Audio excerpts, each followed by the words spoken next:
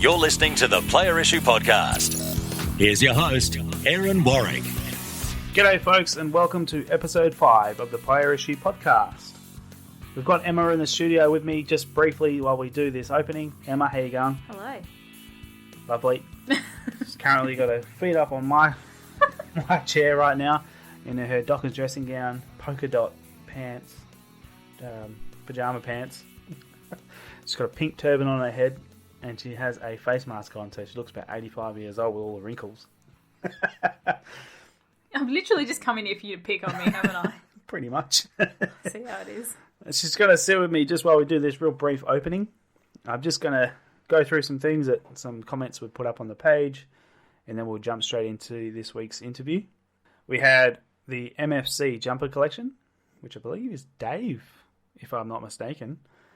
He has put up the Max Gorn name jumper that I dropped in the last episode when I mentioned that was probably my favourite Melbourne jumper that I have owned. And I also owned a 2000 Grand Final jumper as well, but that Max Gorn name round jumper is awesome. Actually came from Max Gorn's brother, which is super cool. And now MFC jumper collection now owns that. So thank you very much for putting up a picture of that so everyone can see it. If you haven't seen it, go to the link of the last episode and he's chucked it up in the comments, so definitely have a look. He's also let us know that the 2000 Grand Final jumpers for Melbourne were all sublimated. So the sponsor logos, the numbers, and the AFL Grand Final logo were all sublimated. And then from 2005, they went full sublimations in the whole jumper. And they introduced GPS pouches for Melbourne in 2011. So thank you for that, Dave. Nice bit of information for all of us out there. Another reason we have Emma on with me for the opening is because Paul believes that I was upstaged by Emma last week. Thank you, Emma. No worries. What can I say? She's very talkative. Also, he's let us know that the Pies didn't have GPS pouches until 2009, so thank you for that, Paul. We also found out that Andy Munro is actually a Crows supporter, which I think we got right. Yes, we did. I had a bit of a guess there, but thankfully I was correct. And he's a big supporter of the show, so I'm glad I got that one right. Thank you, Andy. Thank you, Emma, for finding that. Thank you. Also, Dave Beanie was letting us know that he enjoyed the show. Thank you, Dave. We really appreciate your feedback.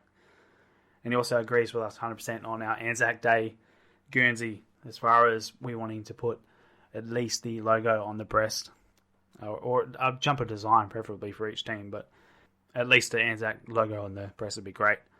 You also let us know that the 99 2000 Nike jumpers for Port Adelaide were actually the best quality Port Adelaide jumpers that they've had, according to Dave, and probably many others. So, and they're also extremely sought after by Port collectors, so that's really good to know. They unfortunately did have to move away from Nike because they had a similar problem as far as what Carlton does at the moment, where Nike just have given up really and not given a crap about the club. So, unfortunate, they did have to move to Reebok. Yes, thank you, Dave. Very appreciative of that one. And Lynchy has told us many times now, so I better let you know on here, that Port Adelaide started using GPS pockets from 2006. And the GPS pouches were actually rather large on the back. If you've actually seen them, they were huge. And so they're much more subtle now. So thank you for that one, Lynchy. Glad you finally got your point across.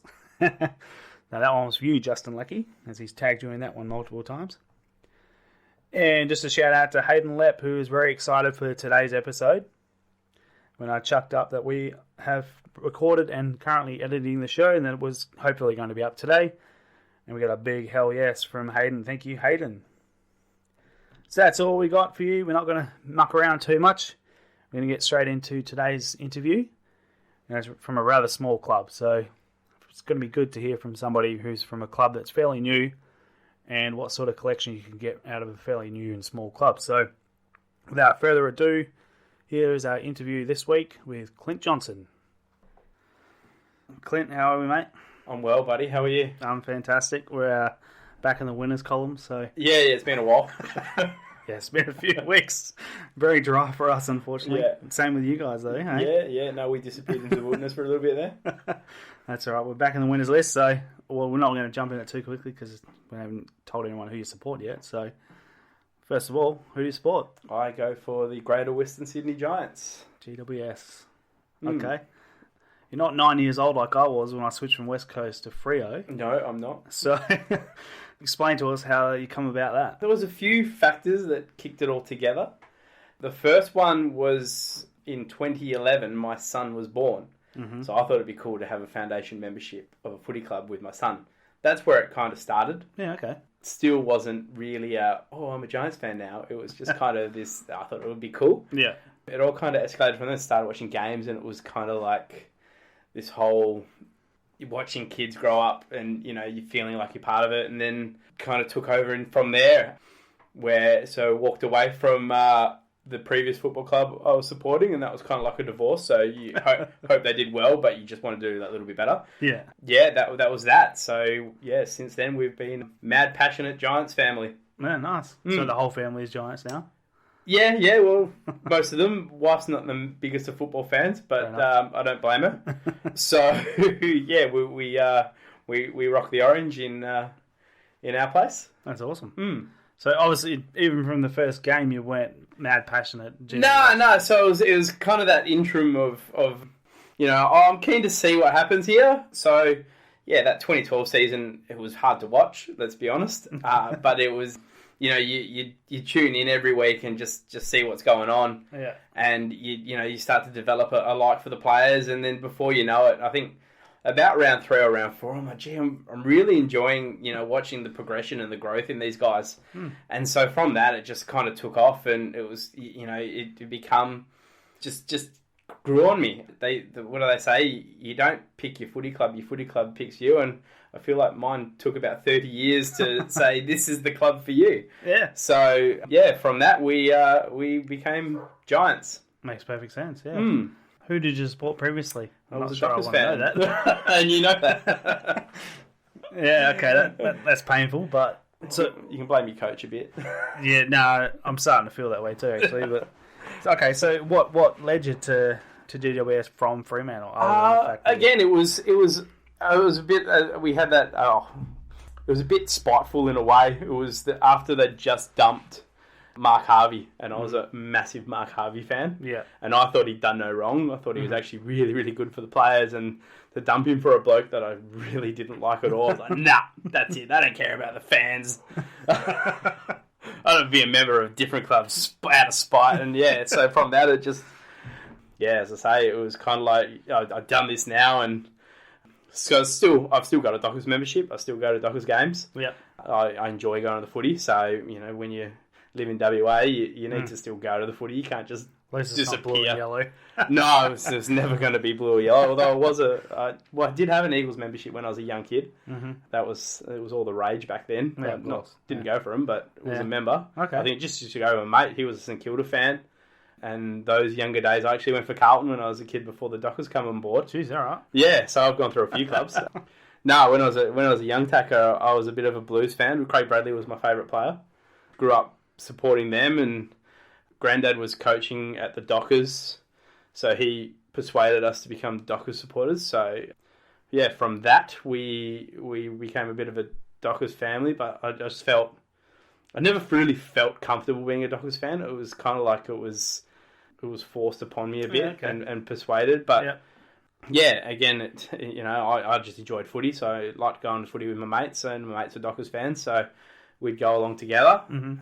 Yeah, I don't know. It just seemed to be this team come around at the right time and was the right fit and the right excuses to get away. And yeah, as I say, it's like a divorce. So okay, yeah, it was done, and I've stood by it, and you cop a lot of shit. I give you the tip. Yeah. Your friends know you on a regular basis. It's what I think I've been told. I've only got about 6 years left before I find another team.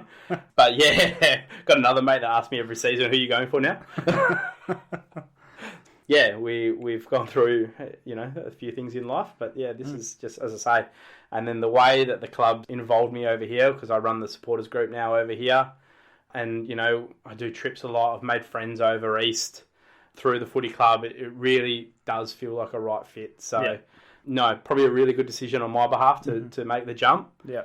Yeah, it's as I say, I really feel a part of what this club's done and what they're going to do, and the growth that we've done together. So, and the fans, they've got some really, really good fans. They only have 7. But, all 7 of us get on really well. So, it's been good. Yeah, awesome. No, that's really cool. Obviously, being an inaugural Freo supporter myself, I was a bit young, so I didn't really get to feel that, an accomplishment of a new team, I guess, and the feeling you got coming into a new team. But I mean, even in WA, the team was quite large straight from the beginning. Obviously, we only had 15,000, 20,000 supporters rock up at best at times, but coming in with a brand new squad. But the squad that they put together, GWS, I'm talking about now. Mm-hmm. You always knew that from the beginning they were going to be something special. Oh, you could feel they were building towards something. It makes you cry every year when you see the depletions and the ones that just naturally have to leave. You can't keep them all, especially when the names that have left are such great names, except for the ones that went to Carlton. And it is always hard, but they seem to manage it really, really well. Yeah, so definitely. Yes, it was a bit of a handout, if you will, but what else do you do with a club in the back end of Sydney with a whole heap of fans that have never actually watched an AFL game before? Yeah. It's going to be hard, and it continues to be hard, but you can see the hard work the club's done, especially with the grassroots. I've been over to go to junior footy games over there just to see, what's happened, and the amount of kids running around in Giants jumpers playing junior footy there is amazing. Yeah, okay. But you just don't see them at the games because their parents are rugby league fans. So they just don't take them. Tough market, It is. But these kids will come through. Mm-hmm. So, down the track when, 10, 15 years' time, when these kids are 19, 20 to 25, you start to see the growth in that generation of fans coming through. But it's just going to take time, and it's hard, and it's frustrating, especially when you're on there's Giants fans in the world. So but those guys will come through. It just takes time. You just need that generation to kick in. And it happened the same with the Dockers. I mean, we're a footballing state over here, and as you said, back in the day they'd only get 15 to 20,000, but you needed to wait that generation for those fans. The young Aaron Warwicks of the world that were too young to get memberships and would only get to 1 or 2 games a year. They've come around now, and they're old enough to buy a membership, and you go to every game. So you got to wait for that to happen before you can really say this club's established. Yeah, you're right. I think a lot of it came from being, the family members were Eagles supporters, and it was the whole I want to break away from that and support somebody else for a change, or it was there was 50,000 people waiting in the wings in the membership, so it was I'll support Freo instead because I can actually get to a game, but. Yeah, whatever it was, it doesn't matter. No, fans come from everywhere, but it builds eventually. Maybe not for Gold Coast, but we'll see about that. We'll see.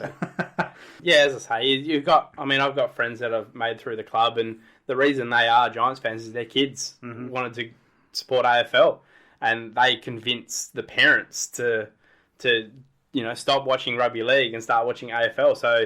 The background stories that you get, it's just amazing, and people from Sydney aren't used to going to games. They just. It's not what they do. They watch NRL on TV or a pub or whatever. But they're just not. They're not adapted to that sort of a culture or lifestyle where we're so used to it in Perth, where the footy's I got to go to the footy. Yeah, absolutely. So it's completely different. You don't get that sort of a feel or a vibe when you're over in Sydney. The fans that go are passionate fans, but it's just as we all know, they're just few and far between. But it's building that generation and those young kids coming through, that'll make the difference. I think the best thing that they do, from what I've seen anyway, is a lot of the times they do kids for free. Yeah. So I think that's brilliant idea. They do a lot of clinics. Yeah. They do a lot of clinics. It's, they'll go to junior footy clubs, and the giveaways they do and the things that they do for the kids in the community is amazing. Yeah. And I know the Dockers and the Eagles over here do a lot, but, they're probably sending 3 guys out that you've probably never heard of. Yeah.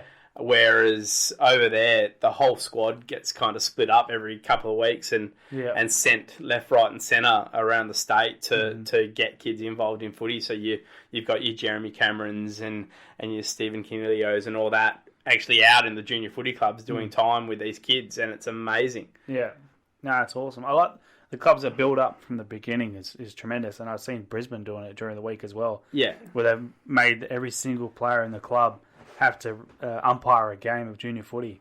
That's cool. It's cool as hell. Yeah, that's cool. Same thing. You're building a club straight from the beginning. The kids are going to go to these games and they're going to be umpired by an AFL player and they're going to want to support that team. So yeah, especially in those NRL states, it's they're not big names. There might be big names in footy states, but in those rugby league states, nobody really knows who they are. So if they're not out there advertising on a regular basis as to what they do and what they're about, then no one's really going to know, and the papers don't write about them. They're not on TV. Mm-hmm. It's a hard market. It really is a hard market, but it's you can see it's going to work. It's just going to take a lot of time. Yeah, for sure. Yeah. Well, I mean, taking a long time, but in 10 years' time, when these kids are 10, 15 years old, that you've already got that base. Yeah, that's through. Right. So just hang in there, and it's going to be booming. So. We'll wait for that, shall we? We shall wait. We should hopefully have a few premierships before then. Oh, let's not count our chickens. Anyway, enough about footy. We're here to talk about jumpers. This is what our topic is. Yep.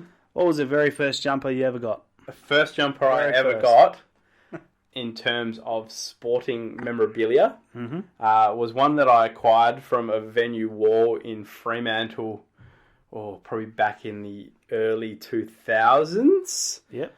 Which has a lovely story behind it, where I was under the influence of amber-coloured beverage. I rang my younger brother and said, "Can you park down the end of a street that shall remain nameless, just in case people get wind of this venue?" And my mate dared me to grab this jumper off the wall and take it home with me. So I looked at it and thought, how am I going to get out of here? We're at a party, and the bouncers come in and said, "Look, you guys need to clear out." And I said, "Oh, no worries, guys, I got this. Come on, guys, time to pack up and get out the door." And, "Oh, thanks, mate, you're a trooper." "Yeah, no worries." So as soon as they turned their backs, mate opened the door for me and yoinked a framed signed jumper off the wall and legged it down the street, threw it in my brother's car, and said, I'll see you in the morning. Got home in the morning to discover this jumper was signed by none other than the great Tony Godden. Oh, Tony Godden. What a player. Also still works at the club. Does. Yeah, so I still have it. It's still in my little shed. It's still photo. I refuse to ever get rid of it because the story's priceless. So, yeah, it's still sitting there. Might actually be able to get Tony to listen to this. So that'd be interesting. I think I've told him once that I actually have a signed jumper that I acquired from a venue. Nice. Oh, that's a fantastic story to get us kicked off. How many jumpers would you say you have in your collection at the moment? At the moment, I think I got 52. Nice. Yeah. Good number. Yeah. And they're all GWS? They are all GWS. No, I didn't count the Dockers one. Nice. It's one of them. So, yeah, These are all GWS. So, 52. That's a good collection for a club that's been around for... Yeah, I didn't realise I had that many. Fair enough. I did a quick count before we headed over. So, yeah, 52. I wrote them down as to every jumper I've got. And I'm like, nice. wow. Very cool. That's more than I thought I had. Do you catalogue them? Like... photo-wise or anything like that? I do. I have on my page, Chops the Shed. I do have them all up on there. It's a Facebook page? It is a Facebook page. So they're all up there. I put one on Instagram on the weekend because I picked up Jai Caldwell's from the Indigenous round and had a go at him that his signature was horrible. In response, his response to me was he'll work on it going forward. The fact you got a response is awesome. Yeah, that was kind of cool. I was like, I posted that. I said, it's nice to have your jumper in my collection, mate, but your signature's absolutely horrible. You need to work on this going forward. And his response, yeah, no worries, big fella, I got this for you. So, thanks, Jai. We'll, not that you'll probably listen to the podcast, but I'll send it your way anyway. Award-winning podcast, yeah. Here. Don't worry about that. The worst part was is when he signed the front of it, he went over the signature again because he'd obviously never signed a jumper before and he missed half of it. So it's got like this giant squiggly line down the bottom and his signature's average enough as it is. So I was like, you better be a good player after all this. Actually, that brings up a question. That one was signed. Yep. Do you prefer them signed or unsigned? I'm not fussed either way. It's I like the ones when you get the match worns from the club that they come signed. I like that. Yep. Yeah, if I was buying one off eBay or Gumtree or whatever, I probably prefer an unsigned. Mm-hmm. That way I can go get it done and I know it's signed properly. Yeah. Because there's nothing worse than having, is that a real signature crossing through your mind? Mm-hmm. So yeah, me personally probably would rather, through street trade, a bit of an unsigned jumper. Mm-hmm. You know, whether it's PI or M-dubs, it doesn't bother me either way. Yeah. You know, I'm happy most of the time to get what I get. Mm-hmm. It would be hard for being in WA and your team's over in Sydney. So it's a nightmare. I mean, I love going to trainings and stuff and getting players to sign it, but it's not that easy. Well, I get to listen to the stories of the two other guys you've interviewed so far, and you know, they get to go to the club and see what's floating around, whereas I don't get that option. It's really depressing. I do email and message the club quite just in case there's something floating around. Yeah. But yeah, it's a few and far between response on the jumper front. Ryan Miller, who works at the club, is constantly harassed by me for footy jumpers. So he sometimes hates seeing my messages come through. I'm sure my name is cringed upon at that football club sometimes.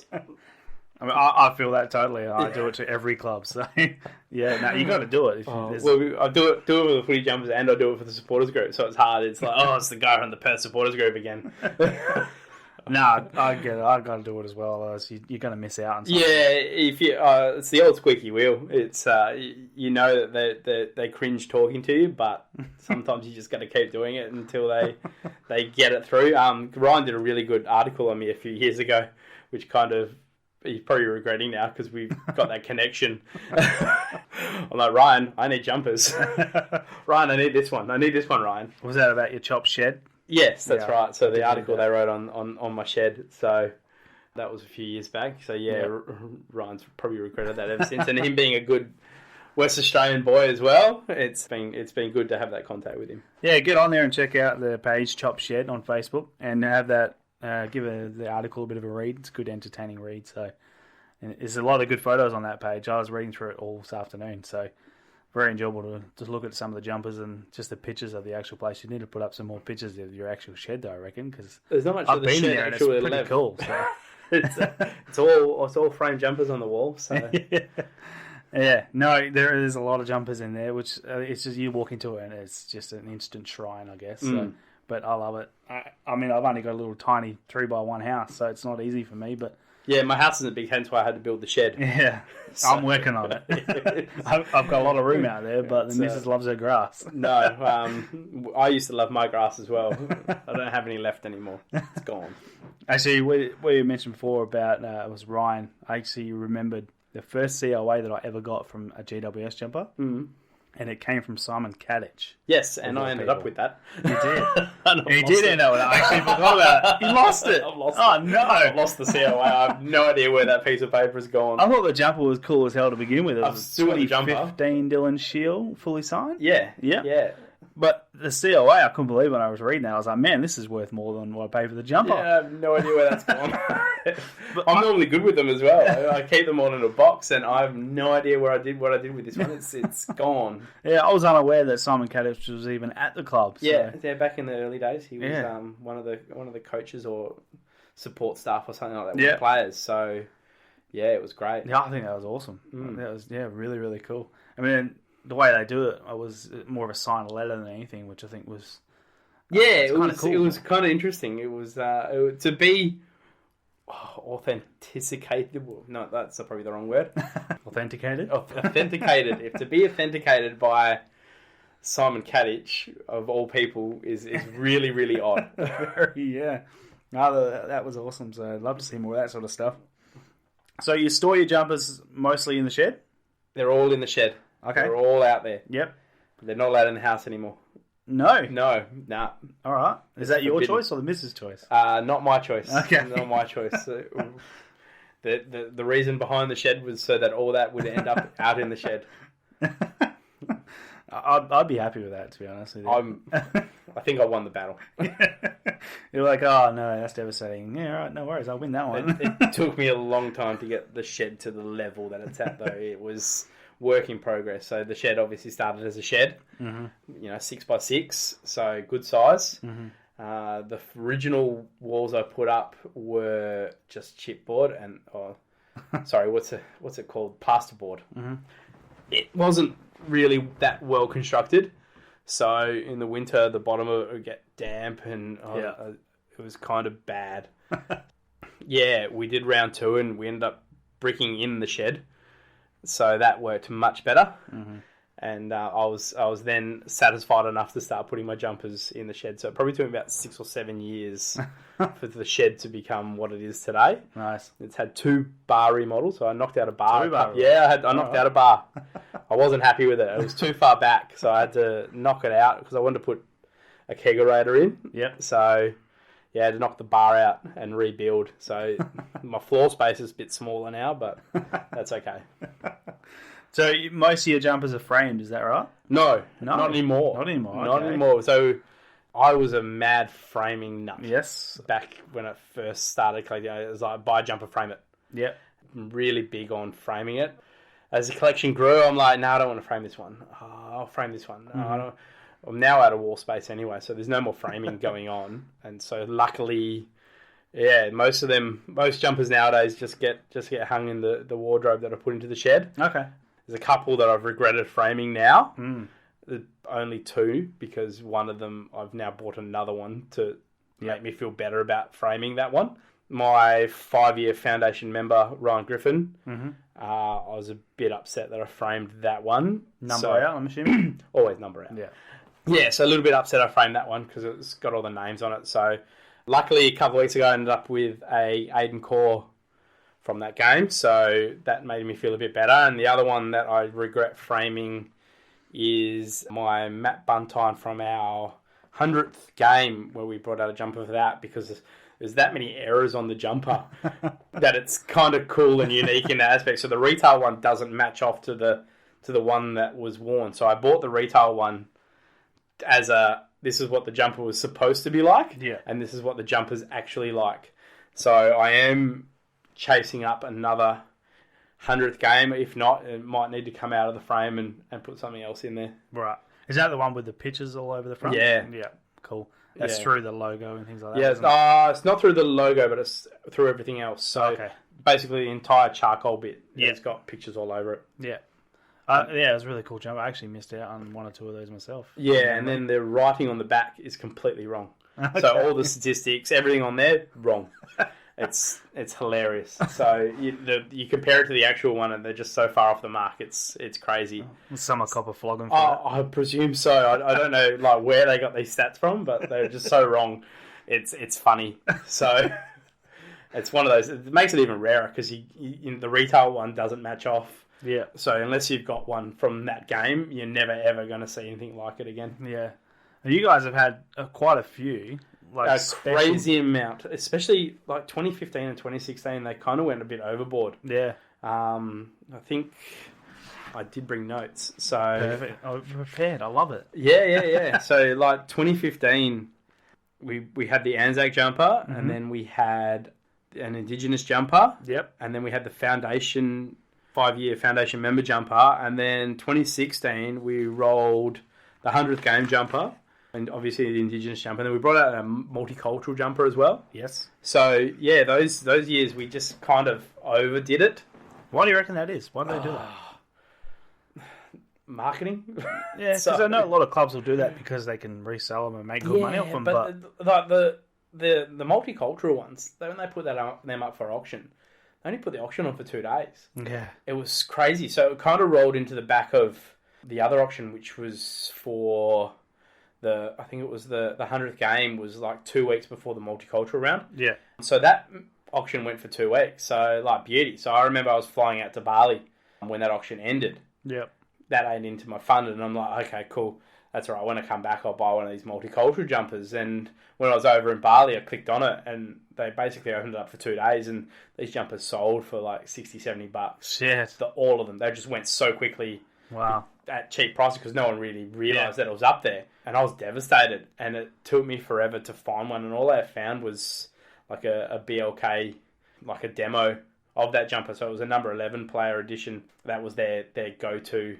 This is a demonstration of what we're going to sell. And I ended up paying a couple $100 for it. So Yeah, it was heartbreaking. I've not seen any of them surface. Yeah, okay. Yeah, which is a little bit heartbreaking, but Yeah, I haven't seen either. no, they were bought so. I think selling them so cheap, they just became footy jumpers for kids. Yeah, and a lot of Giants jumpers back in those days really did become footy because they used to give them away at the end of the season, promotional things. So the members rounds, I remember back early, is they would get all the fans back at the end of the members round and give the jumpers away to the members. Yeah. So they all used to pick up the entire squad back in 2012, 2013, 2014, pretty much. Even 2015 they did it. That, you know, your members would go back and if you bought something from the club store, you go into the draw and of course when you've only got 7 members, it's basically everyone wins. So yeah, these fans used to go out and just clean up on footy jumpers that they'd win. That's mental. I mean, you hear about that sort of stuff back in the 90s and the 80s and things like that, but to think that happened in 2010s is crazy. That's right. So I've had a couple of people give me jumpers that they've been given because they've been given so many. Mm-hmm. So I bought a jumper off the back of a kid one day. I was at the footy. It was a mate of mine, and I said, "What is your son wearing?" And it was Rory Lobb's Anzac Day jumper. Mm-hmm. And I'm like, "You can't be serious." And I said, "I'll give you 150 right now for that jumper." Just to get it off him. Yeah. And I'm like, "I can't have you eating pies in that, mate. I need it now." So his old man had a good giggle at that, and then he ended up giving me another 3 to go with it. So nice. It was like, "Oh yeah, we got these as well. The club's just given us over the years." Oh, it's devastating. And I'm like, these things, I'd have them, labelled and sitting nicely in the cupboard, and they're just wearing them to footy training. Oh, what are you doing, guys? Yeah, that hurts me greatly as well. And I dare say there's a lot of that in Sydney where they're just kids are just wearing them to footy training because they got given these jumpers and they just don't really value them. Yeah, I can see that happening a lot. That there would just be jumpers everywhere that they wouldn't even know what they are. Yeah, it'd be like it's just a GWS jumper. Yeah, well, when I don't know what it is. We have 3 home jumpers every year as well. So there's home and away jumpers. So there's obviously our home jumper, then there's the ACT, and then there's our away strip. Yeah. So, and then on top of that as well, if you go into finer detail, if we wear our home jumper away, that's another jumper because they swap the sponsor logo around. Yeah. So in theory, we do have 4 jumpers that we rock throughout the season. Yeah. Times that by 40, times that again by 2, and there's an abundance of jumpers that just seem to disappear. Sounds like someone just doesn't do the cataloguing. I remember they did an auction. I think it was 2014. They sold them off on AFL auction. I think I picked up Josh Kelly's ACT jumper for like $80. Nice. Yeah, that was great. So they didn't sign them. They just sold them as they were, but they did come with COAs to say they were match worn. And then I nabbed him at footy training and just said, "Oi, put a signature on this, champ."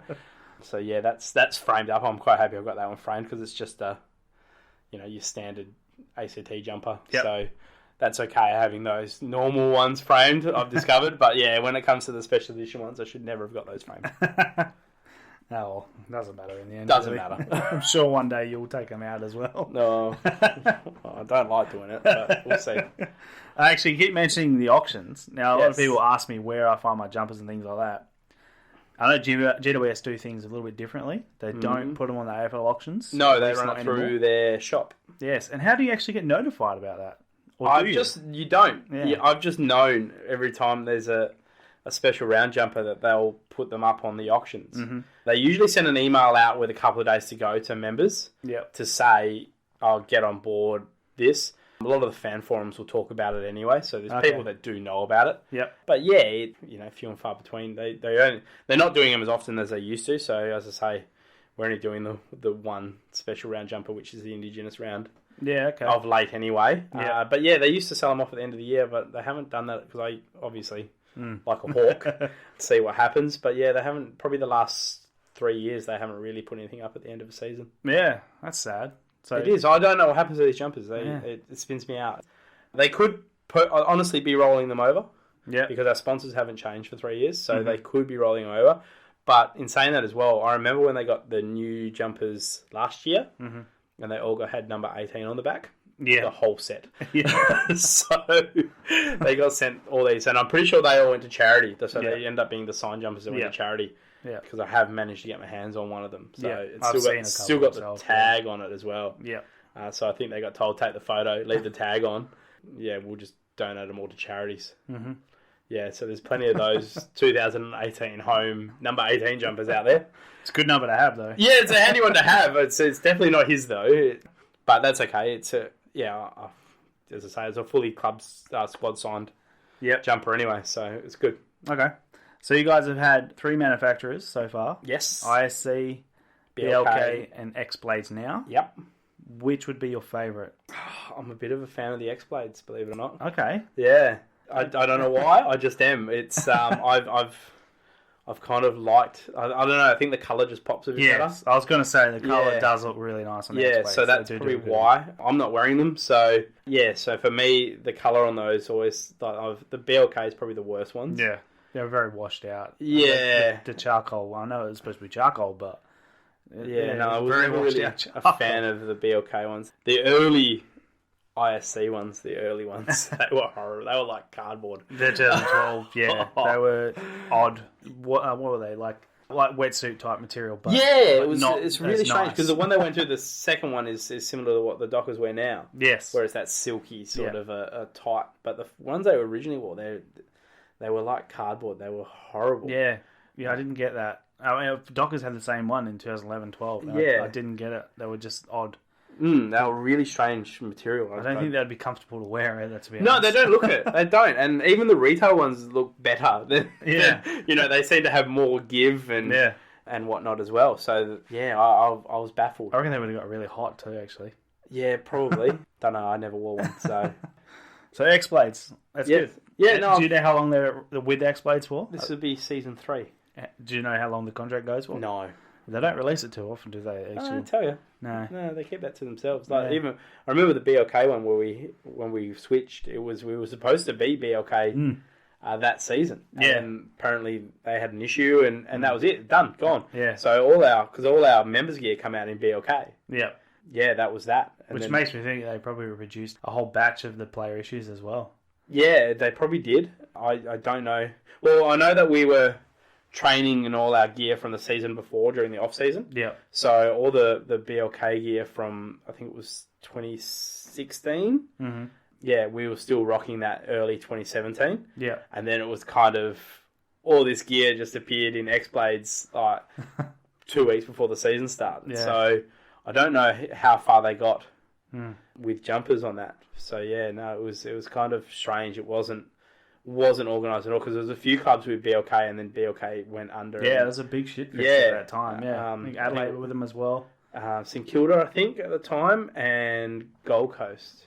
Yes. Yeah, so it was really odd. Which is funny that Gold Coast went with X-Blades as well. But yeah, so did St Kilda. They still don't look as nice as the GWS ones. No, they look exactly the same. Yeah, it's interesting. Okay, what would you say would be your most weird or unique design in your collection? Oh, obviously that multicultural one. It's pretty damn weird. Yeah, it's out there. It's blue. It's got these arms all crossed over on the front of it. It's definitely a different design. I get the idea of it, but if you didn't know what it was and you were just looking at it, you'd think, if no one told you a story, they'd be like, "Did some kid draw that for you?" I'm assuming one did actually. Oh, who probably did. Okay, what have you got early-wise? So, obviously, you've got 2012 for the first season. What have you got prior to I got a bit of Team GWS stuff. Yep. So, I always wanted the Team GWS stuff. So, once I started really collecting it, I was like, I need to get this stuff. What is Team GWS? So, originally, when the Giants came into the system, they had a TSC Cup side, and that was called Team GWS, and they wore blue, red, and white. Right. So it was like a blue jumper with a white and red V on the front. Mm-hmm. And so they were basically nameless at the time. Okay. And it was like a dark blue. It was almost like a Footscray jumper. Okay. Yeah, and then they rocked that in the TSC Cup in 2010, with a few, Jeremy Cameron, he was playing in that side back then. So there was a few names that came out of it, but not too many. Most of them got the flick pretty early. Okay. Yeah, but I always wanted one. I was like, I've got to get one day. Yep. One came up on eBay and I got bumped up something cruel by, I'm pretty sure the guy selling it because I got the old they pulled out, are you still willing to pay this much? I'm like, no. Put it back up again. So, but I did pay a small fortune for it, but it was actually signed by the entire squad, original TSC Cup squad, which, again, there's not really many big names on there, but it was still kind of cool to have that. Yeah. To have that in your collection, I think it just really accomplished, ticked off what I wanted to do with this collection, and that it was to get one of every style of GWS jumper ever worn. Yeah, to have that in my collection is the prize piece. Mm-hmm. Yes, that one is framed up, and I'm happy to have that one framed up because the back of it's pretty boring anyway. It's just got the iron-on numbers on the back, so it's it was cool. It's a cool piece. It's a good one to have. I have managed to get a couple of offsprings of those as well. So there's a training jumper they were wearing as well, which is like the light blue with white. Yeah. So I've managed to get my hands on one of those. There was like a white strip that came out, which is it's a really weird sort of a jumper. It looks like a retail jumper, but then why would you bring out a retail version? I don't know. So yeah, it's really odd. It's got no numbers on it. No one's ever worn it.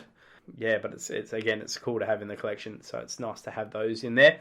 There's a few training jumpers from 2011 as well when they brought out a St Kilda style, the three colours. Yeah. So I've got one of those. They actually use that as a training jumper, did they? Yeah, back in the original, so they were actually going to rock that as a jumper originally. So that was a part of their original designing plan. Yeah, they rocked those for training jumpers in 2011. Yep. Got my hands on one of those. A few of the other training jumpers that they had from those early days, the grey and the light blue. I've got a few of those. I've managed to get them signed up. So I bought Jeremy Cameron's back years, went 2012. Yep. At the end of the season, they were auctioning them off, so I paid next to nothing for that as well. Nice. So that's a nice one to, took a hunch on these young kids, and he might be good. So, yeah, no, I've got a couple of those from 2012. I've got an ACT jumper, or two match-worn ACT jumpers from that 2012 season as well, which their first win was in an ACT jumper. Mm-hmm. So that's cool to have in the collection. Again, they were just giveaways. So the club gave them away, so I bought them off some woman on eBay. And one of them, the only game he actually played was in that win. Yeah, okay. So I put two and two together. That jumper's come from there. So, that was filthy as well. Oh yeah, they're disgustingly dirty, but it's so cool to have. Whether he wore them in that game, because I remember the Neefel team used to rock the AFL jumpers as well. Okay. So he obviously worn, but yeah, I doubt we had too many jumpers to go through that season. So I dare say those ACT jumpers were worn. That might not be the right dirt off those jumpers. Yeah. But yeah, they definitely should hopefully be worn in that first win. Yeah, that's wicked. And you look at teams like West Coast and Brisbane and their inaugural season. Yeah. Everyone's clamoring over those jumpers. So do you imagine what it was like if in future years? Well, that's right. Everyone wants those inaugural jumpers. They're worth holding on to. So I've got Adam Kennedy's and Liam Schultz. Okay. I think his name was Shields. Did you get Liam Sumner as well? Sumner, that's the one. Liam Sumner. We'll go with Liam Sumner.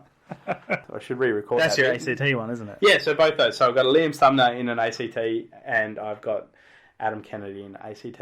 Nice. He's still going, isn't he? He's still going. He's still going, isn't he? He's good. It's crazy how many good players have come out of that 2012 squad that are still there. Yeah, or 7 years later, teams. but they're still quality players. I bought Kevin Sheedy's book a few years ago, and he's written out a list of all the players that have gone to other clubs basically to have a go at Victorians. Yeah. It's crazy the players that have come out as well from that original team. If you had been able to keep those players, you would have been premiership multiple times over by now, I would have thought. Oh, I'm pretty sure there'd be a massive outcry if that was the case. How are they playing a Melbourne Storm style? Yeah, you're probably right. Is your jumper collection insured? I would imagine it would be being out in the weather or out in the open out there. By the looks of your face, no. So it's not. All right. No, it's not insured. I have thought about it multiple times. Yep. Oh, look, it's hopefully Home and Contents would cover it, but it actually is not insured. I haven't looked into it. Yep. I should. Yeah. I should probably insure my shed in theory. Yeah. It's not just the jumpers that are in there, but there's a few other things in there too. Yeah. So multiple televisions and whatnot too. So yeah, pool tables and It's been on the mind. Just never got around to it. I'm glad I put it out there for you. Thanks, mate. What would you value your collection at the moment, if you were to put a number on it? It's hard to do. I know. It is hard to do. What did I say? 50 odd jumpers, a few footies. So, I mean, even if you were to retail price those, just on that, knowing I've spent more, you're at $5,000. So, it. Give or take, you go in the middle there somewhere. So you go, okay, let's average them at 150 a head. You'd go about $7,500 plus there's other stuff in there. So there's a bit of rugby league stuff in there too. Mm-hmm. Yep. Oh, you'd be ballparking around. You'd probably spend about $10,000. Yep. If not more, but I'd try not to think. It's mental though, isn't it? Because you've literally I've spent that much money. Yeah, no, I've got that same conundrum, but unfortunately, she knows the majority of them. But no, it's interesting you say that because you've gone from 5 up to 10, and it's very possible that anyone could think that number. And it sucks that it does come to that because that in your mind and your thoughts they are worth more than that. But then to somebody else, they're going to tell you it's worth $5,000 or even less because they go off retail market. Yeah, correct. Which is crap. I buy these things for me. I don't sell too much. Mm-hmm. I don't really like selling because I don't like dealing with dicks. Mm. Yeah, usually once I own it, it's mine. It's rare for me to go the other way. Yeah. Yes, there's probably jumpers I'd like to sell and upgrade, but I just don't like dealing with people. Yeah. So if I can't trade it or get what I want to get for it, I just don't bother. And unfortunately, we do have to deal with these people that don't just make it fun for you. Yeah. They want to screw you down and tell you that this jumper's worth nothing, and it's great, mate, but it actually is worth something. Yeah. And I've never asked for a crazy amount for a jumper. I know that our market is limited. Mm-hmm. So I've never really gone over the top. I mean, I've seen people out there trying to sell GWS jumpers for what they paid for them at the shops, and I just giggled to myself. And look, it's not to say that jumper's not worth that much money, but I know from experience that no one's going to buy that. Yeah. It's sad that you can't recoup your money sometimes, but again, I'm one of those people that buy jumpers for me. So if I want that jumper, it's for me. Yeah. It's not for what am I going to get for this in a few years' time or anything like that. Mm-hmm. It's purely I want that jumper. Yeah. I've said it before as well. I'll put up a price on a jumper if I'm trying to sell it. And if someone doesn't like it, who cares? But I'm not going to drop my price on something just because someone out there might not think it's worth that. I'll keep it at that price, and if someone wants to pay it, then great. If not, I'm more than happy to keep it. Because I'm not just going to give away something for half the price I paid for it or what I believe it's worth. No. I'd rather just keep it in the collection than try and just make somebody else happy. They're going to walk off with a great deal that they don't deserve. Yeah, I know I've never gone over the top. I've had people put up looking for a GWS jumper, so you'll put something up for them, and they'll automatically try and barter with you over it, and it's kind of like, are you for real? You just asked if anyone's got any. Yeah. I've put this up, and again have not asked for anything over the top for it. I think the last one I put up like $100 on it. Mm-hmm. With postage. Yeah. It was and that wasn't a bad jumper. If I'm thinking rightly, it's Adam Treloar. The Adam Treloar one, that's right. The one that you sold me many, many years ago. As I say, I've put that up a couple of times, and a few people come back and they're not prepared to pay for it. I'm thinking, I'm pretty sure Adam Treloar's a decent player. Yeah. But anyway, I'll keep it. That's fine. Exactly right. I mean, it's still a great jumper to keep in the collection. So I'm more than happy to have one of his early day jumpers when, hopefully doesn't win a Brownlow. Hope he does, but I hope he doesn't. That's right. I feel the same about Lockie Neal. Yeah. So what would you say your number one jumper in the collection is right now? Probably that Team GWS jumper. That's the one that was kind of the pinnacle of the collection. It was the one that I always wanted to get. Yeah. To say that I'm not going to top that, it could happen. Mm-hmm. But yeah, that was the one that I really, really wanted to get. So to get my hands on one, because I remember I was at the footy club one year and we were doing a tour and they had one sitting on a couch, just sitting there. And no one was around. Oh, I was tempted. The old look away straight into the backpack. Yeah, but no, I didn't do that. It went back into the office where I found it. But I did pick it up and I really want this jumper. But no, that's the jumper that I've always wanted, and that's what I've got it. So I'm happy that it's there. Yeah, so there's a few others. I mean, I always like collecting my Indigenous jumpers. They're always cool. So adding that every year is awesome. Yeah. There's still a couple that have eluded me because I haven't been able to find them. So if I ever get my hands on those, they might take over that mantle because I'm still chasing them. Yeah. But yeah, that's the one that was so hard to get at the time, and to get that jumper, it made me happy. Yeah, nice. Awesome. I know I just kind of asked you the same question, sort of, but Sort of. and you kind of answered it somewhat as well. But if there was a jumper that you would like to get your hands on, any jumper at all, doesn't matter what club or player or anything, do you have one? There's actually a few. So if there was a jumper that I'd love to just get and have in my collection, would be one of Craig Bradley's from back in the day. You know, with the Nice. You remember how he used to have the really big C? Like Yes. his Carlton jumper was different to everyone else's. It had the big C on the front. Yep. If I could get one of those, that'd be the greatest thing you could ever add to your collection. Because Yep, it were was really long as well, weren't they? It was unique in comparison to every other jumper on the field. Yep. When I was a kid, he was my favourite player. I always wore 21 when I was playing junior footy. Yeah, so to have that jumper in my collection, that would always be my absolute pinnacle of a jumper. Nice. And on my GWS collection, there's two that have eluded. Well, 1.5 that's eluded me. So I do have a 1.5 because I've got a demo model of one of them, which is the Kevin Sheedy's 1000th game, which I got signed by Sheeds. So that's framed up because I was happy to have that like as a have it on the wall. Yep. The jumper itself is definitely a demo model. It's missing bits. It's got white sleeves. But I've got it, and it's got all these stats on it and whatnot. But yeah, to have one of the actual match worn or player issued of those would be cool. And then the other one that eludes me is the Giants wore a jumper in 2012, and it's really weird. It was like a sponsoring partners sort of jumper that they issued out in their last home game, and it's got all these random names on it. It's absolutely random, but for the life of me, I've never ever seen it, and no one at the club actually knows it ever existed. So I mean, I'd love to get my hands on one of those. And what was it exactly called? Do you remember? Oh, I don't remember what it was called. They called it was like something. It was people like, that built the club or something. Yeah, no, it was like brokers and partners or something like that. It was really, really weird.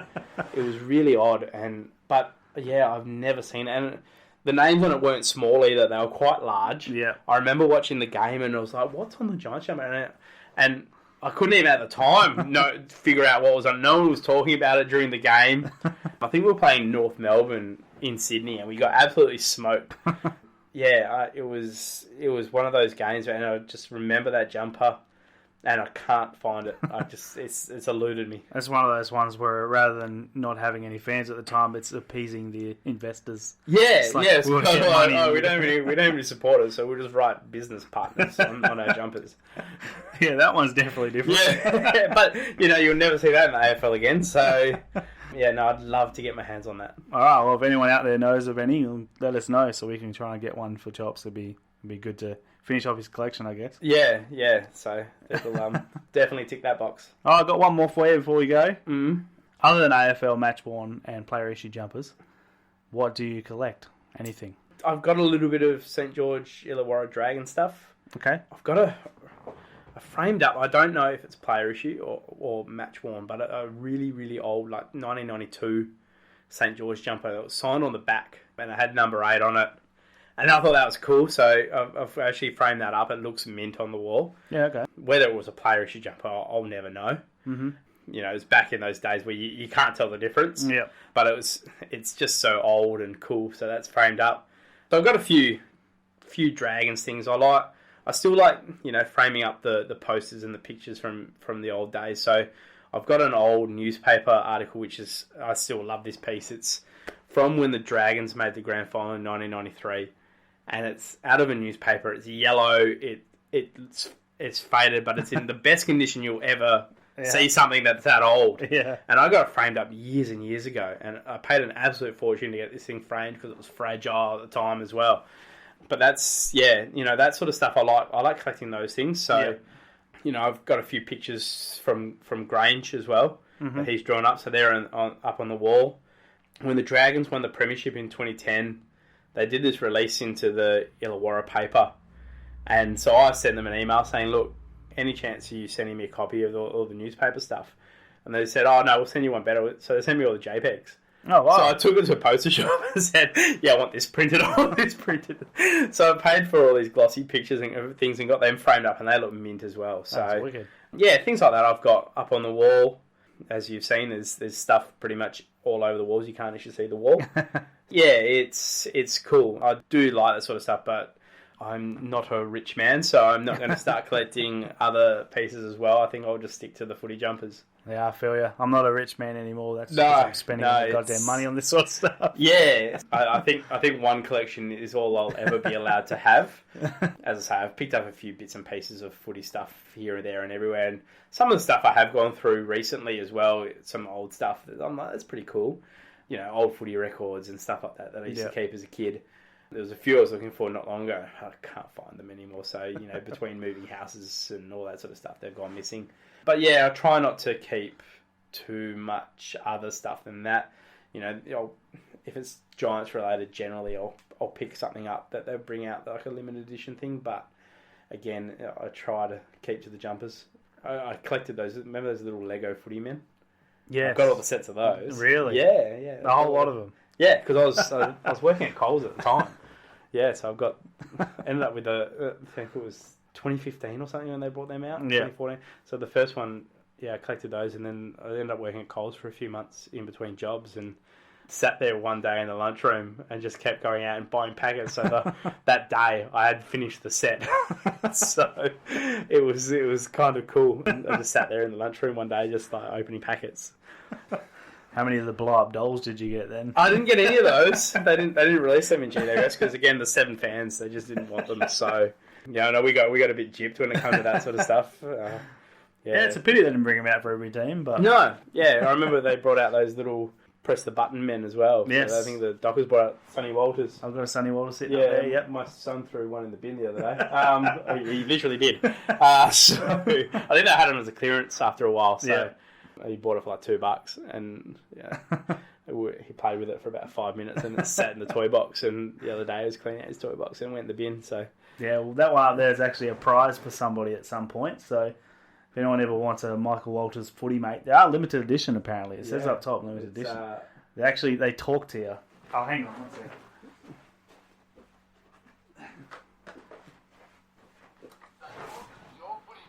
Well, the good thing is it still works. So if you haven't heard it yet, you have a bit of a listen. Sonny Walters, your footy mate. Apparently he says the same thing every time, but it says it's got 50 plus sayings. Calm the Dockers. There you go. All right, so that's winning. You might want to take the $3 price tag off it though. This one was actually free. So. Was it?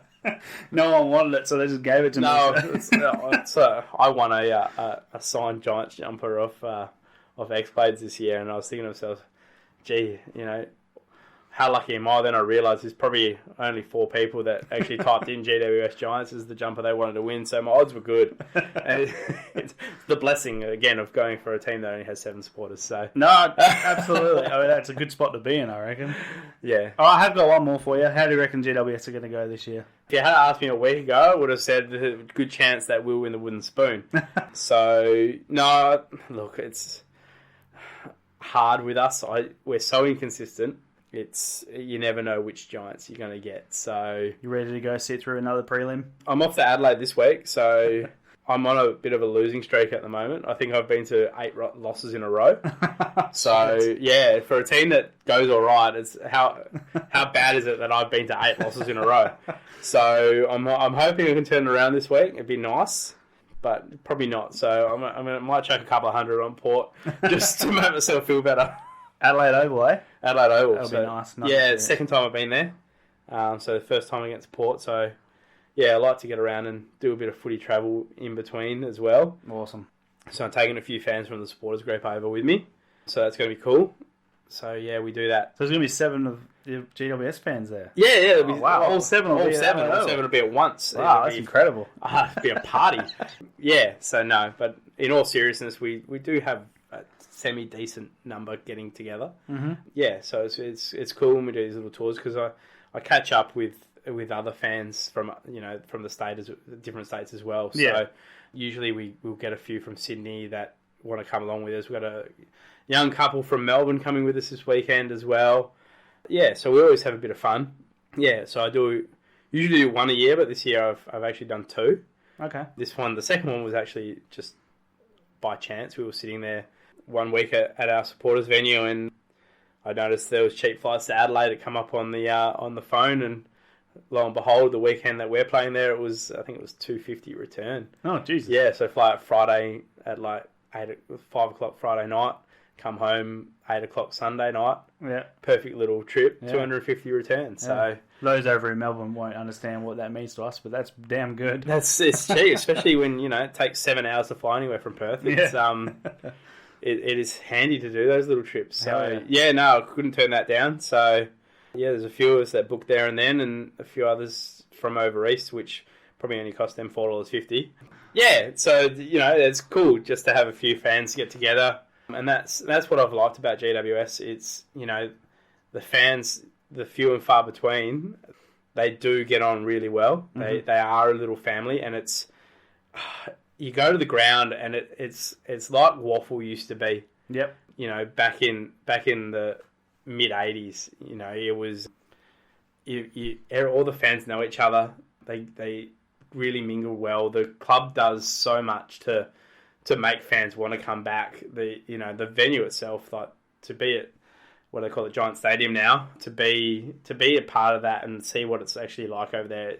In comparison to everything in the AFL, it's unique because they try to capture as much of the market as they can. So, for a club that tries so hard to appease their fans, it's amazing what they do to really get those fans to want to go to the games. Yeah. Yeah, they do try hard to get them there. Mm-hmm. And the food there's amazing. It's unreal. There's little food stands and I tell you, the pies that they have there are better than any pies you'll ever have. It's like a homemade bakery they've got. Okay. Yeah, it's called Mixed Pies, and they're probably the best pies you'll ever have at a football ground. Bar none. There's no football stadium in Australia that does better pies than they do at Giant Stadium. So there you go. Oh, that's a huge call. And Rob Verhoev, our first ever guest, is a massive pie connoisseur at the footy. So, Rob, you got to get over to the Giant Stadium, mate. Yeah. He said he's been to Sydney a few times, so I'm willing to bet he's gone down there. And, probably has, and had them. But mixed pies, they're unreal. They're just completely different. But you can get anything. You can get halal snack packs at Giant Stadium. It's crazy. Yeah, they got this $2 shop as well. Everything's like $2. So you go in there and they have little fried up stuff for $2. Yeah, right. Yeah, my kids loved it because the bouncy castles down one end and $2 things, and I don't even think they watch any footy, but don't blame them. Keep them happy. You're a footy. Exactly. It's all about the family, isn't it? Yeah. No, it actually sounds like I need to get across there and watch a game. As well. If you can pick up a good deal, it's a good little trip. Mm. But no, it's a great stadium. It's as I say, it's not one of the iconic stadiums, but for a boutique stadium, it's probably one of the coolest things I've ever been to. Yep. Yeah. Oh, there we go. So that's us for the day. I really want to thank you for coming across to our little studio. No worries. Humble abode. About time you got a local in. Well, sort of, yeah. I guess.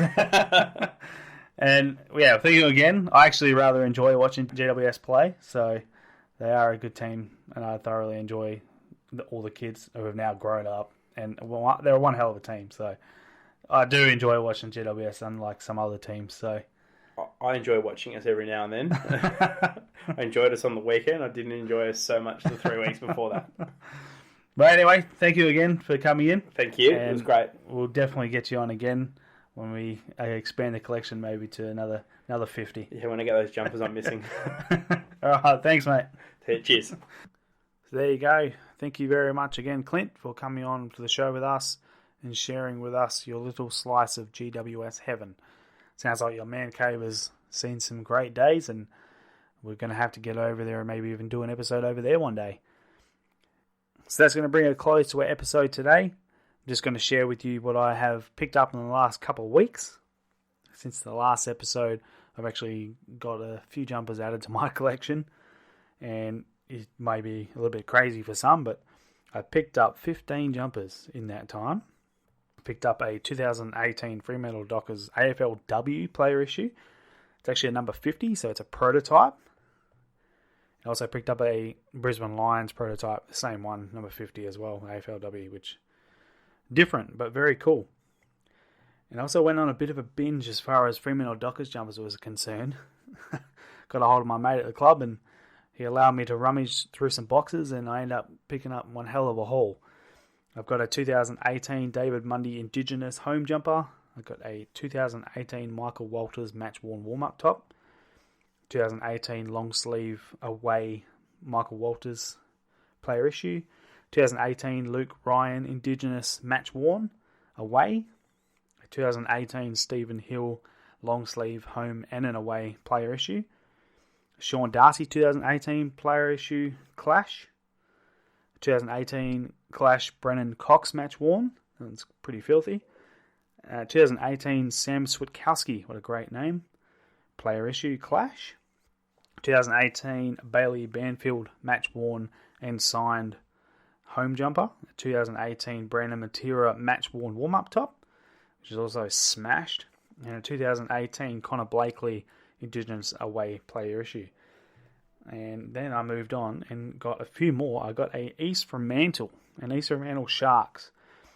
2001 Mark Winnett match worn jumper. And this one was actually pretty cool because I wasn't too sure about it because I don't know a whole lot about the waffle jumpers. So I put it up on one of the AFL match worn player issue pages. Good blokes over there. And the amount of people that jumped on and try and help me to figure out whose it was and when it was from was fantastic. And Sean Cohen, I believe it's Cohen, but I'm sure you can you can let me know on that one, Sean. Thank you very much for your help. And I managed to get a hold of his wife, and his wife actually asked Mark for me, and they confirmed that yes, it was indeed his jumper, and that was really cool. So thank you for that one, Sean. I also picked up a 2017 long sleeve home Aaron Sandlands player issue. Also grabbed Matthew Pavlich's training worn hat, which is a bit weird, but for his training worn hat out of his own locker from his last season. Mate at the club gave me that one as a gift, so thank you very much. He also gave me a fully signed 2019 away Dockers jumper, which is really cool. It's got some great names on it. And just a bit of a weird one, but I grabbed a Festival of Cricket 2014 Shane Warne player issued shirt, which was issued for him to wear in the game for the All Australians versus the Perth Scorchers. He didn't actually end up playing the game because, unfortunately, it was the same week of Phil Hughes' funeral. So, yeah, he wasn't able to make that game. But I was able to pick that one up for a really nice price, so I wasn't going to say I know on that. I also saw some amazing jumpers go on eBay this week. I don't know if anyone else saw it. I'm sure a few of you certainly did. But I saw a 2003-2004, which is what it was advertised as anyway, but I believe it might have even been in 2006. Ben Cousins. Player issued. It was absolute mint condition, so it was definitely player issued, not match worn. But as you'll see, if you've seen it, you've seen all the watermark logos throughout the jumper, and that was your dead giveaway that was a player issue, and it was an absolute beauty. I put my hand up straight away for it and put $200 on thinking, yeah, I'm a chance, but yeah, I was no chance. I was going to go a bit higher, but it went up fast. Ended up at a staggering price of $1,201. So the market's certainly still out there, and especially if you're a West Coast Eagles collector, I do not envy you. Also saw a Kokoda. It's a Hawthorn Kokoda, I believe it was 2011. Forgive me if I'm wrong there. Sean Burgoyne jumper go for around $485, which isn't too bad when you have a think about it.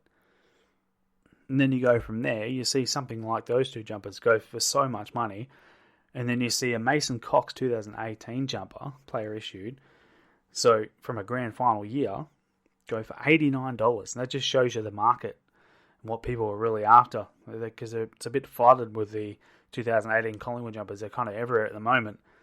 But when you see the older jumpers or the ones that are hard to get a hold of, they go for extreme amounts of money. So It just tells you that you certainly can't find a jumper at any certain specific prices. It's going to be really what the jumper actually is and what team it is and what player it is, etc. And up right now, if you've seen it, there's a Charlie Curnow Carlton 2018 Indigenous jumper. I believe it's just a player issue, but it's pretty tremendous to look at. It's currently at $275. It's still got 4 days left, but it's a fantastic looking jumper, even though it is completely heat pressed. And as you can see on the back, the number has started to lift. So yes, roll on Puma, I say. But still, fantastic looking jumper. So if you're interested, have a look at that. It's currently on eBay at $275. So get your mitts on that one if you're after it. That's going to do us today. Just want to say thank you to everyone who jumped in and said they were willing to come on to the show and do an interview as our guest fell through for this episode. He's a little bit busy at the club at the moment, so we'll get him on at some point. But in the meantime, everyone was very helpful, very thankful for all those that jumped up and said, yes, we're more than happy to come onto the show. And I think we've got some guests lined up for the next 12 months. So I think we're pretty set. So can't wait to hear the next one. Not sure who we're going to have you on just yet, but I'm sure it's going to be another tremendous interview, whoever it may be. So there we go again. Thank you very much. I hope you all listen. I hope you all enjoy. I hope you can leave us some feedback again. Leave us some feedback and some ratings and reviews on Apple Podcasts or whichever podcast host that you listen to this episode on.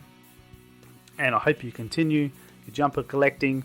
And I really, really hope you pick up a big one this week. Thank you again. Have a great evening. Ta-ta for now.